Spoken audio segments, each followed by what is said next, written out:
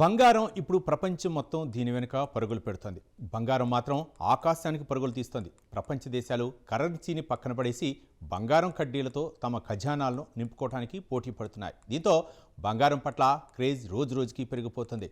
ఇక ఇలా ఉంటే ఓ ట్రైన్ బోగీల నిండా బంగారంతో పాటు వజ్రాలు, వైడూర్యాలు ఉన్నాయి. కానీ ఆ ట్రైన్ ఓ 80 ఏళ్ల క్రితం తప్పిపోయింది.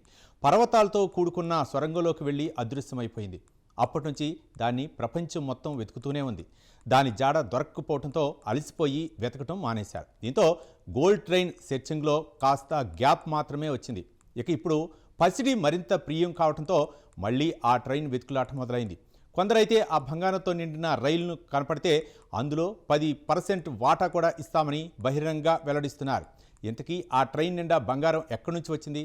ఆ బంగారం ఎవరిది? ఎవరు దాన్ని దాచిపెట్టారు? 80 ఏళ్లుగా కొనసాగుతున్న వెతుకులాట ఫలించే అవకాశం ఉందా? Let's watch. ప్రపంచంలో ఎన్నో వింతలుంటే అందులో ఒకటి నాజీ బంగారం ట్రైన్ మిస్సింగ్ కథ. ఎందుకంటే 300 టన్నుల బంగారంతో సొరంగంలోకి వెళ్ళి మాయమైన రైలుని గత 80 ఏళ్లుగా వెతుకుతూనే ఉన్నారు. అయినా దాని ఆచూకీ మాత్రం ఇప్పటి వరకు ఎవరూ కనిపెట్టలేకపోయారు. లేటెస్ట్ టెక్నాలజీతో సెర్చింగ్ చేసినా ప్రయోజనం లేకుండా పోయింది. దీంతో పోలాండ్, జర్మనీ, ఆస్ట్రేలియాకు చెందిన పరిశోధకులు యుఎస్ సైన్యంతో కలిసి ఈ బంగారు రైలు కోసం వెతుకులాట కొనసాగిస్తున్నారు. వాల్ బ్రెజిజ్ బంగారు రైలు నైరుతి పోలాండ్లోని ఒక పర్వతం కింద పూడ్చిపెట్టారని చాలామంది భావిస్తారు.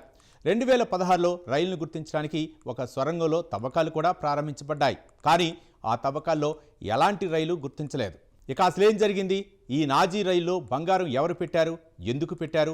ఎందుకు దాన్ని దాచిపెట్టే ప్రయత్నం చేశారు అనే విషయానికి వస్తే, ప్రపంచాన్ని తన సైకోయిజం, శాడిజంతో గడగడలాడించిన నాజీ పార్టీ నాయకుడు అడాల్ఫ్ హిట్లర్తో ఈ వ్యవహారం మొత్తం ముడిపడి ఉంది. క్రూరమైన పాలన, పైశాచికత్వానికి నిలువెత్తు నిదర్శనం హిట్లర్.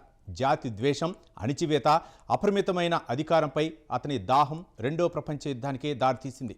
జర్మనీని ప్రపంచం శక్తిగా మార్చాలనే అపరిమితమైన కోరికతో హిట్లర్ ఎలాంటి క్రూరత్వానికైనా వెనుకాడలేదు. పోలాండ్ ఆక్రమణతో ప్రారంభమైన ఈ యుద్ధం ప్రపంచవ్యాప్తంగా కోట్లాది మంది మరణానికి కారణమైంది. ఇక యూదులను నిర్మూలించాలనే లక్ష్యంతో అష్వర్డ్ వంటి కాన్సంట్రేషన్ క్యాంపుల్లో లక్షలాది మందిని హింసించి చంపాడు. సామూహిక హత్యలతో రక్తపాతాన్ని సృష్టించాడు. అయితే 1945లో రెండవ ప్రపంచ యుద్ధం సమయంలో జర్మన్ నియంత హిట్లర్కు చెందిన 150 మీటర్ల పొడవైన రైలు ప్రయాణిస్తూనే అదృశ్యమైంది. ఇక ఇతర దేశాల నుంచి దోచుకున్న 300 టన్నుల బంగారం దానిలో ఉంది. హిట్లర్ నాజీ సైన్యం ప్రజల్ని చంపడమే కాకుండా వారిని దోచుకుంది. విలువైన పెయింటింగ్లు, బంగారాన్ని దోచుకోవటం వారి వృత్తిగా మారింది. నాజీ సైన్యం మొత్తం బంగారం దోపిడీకి సంబంధించిన రికార్డులు లేవు. మరోవైపు హిట్లర్ తాను దాడి చేసిన ప్రతి దేశం నుండి దోచుకున్న బంగారాన్ని జర్మనీకి పంపేవాడు. 1945లో యుద్ధంలో తాను ఓడిపోతున్నానని గ్రహించినప్పుడు తన సైన్యాన్ని బంగారం, విలువైన వస్తువుల్ని రైల్లో ఎక్కించి రహస్య ప్రదేశంలో దాచమని ఆదేశించాడు. అయితే హిట్లర్ ఆదేశాలను తూచా తప్పకుండా పాటించిన నాజీ సైన్యం ఇతర దేశాల్లో దోచుకున్న బంగారంతో పాటు వజ్రాలు, వైడూర్యాలు, విలువైన వస్తువులను ట్రైన్ బోగీలో నింపారు. ఆ తర్వాత ఈ రైలును ఎవరికంటా పడకుండా దాచిపెట్టారు. అయితే ఎక్కడ దాచారనేది ఇప్పటికీ మిస్టరీగానే మారింది.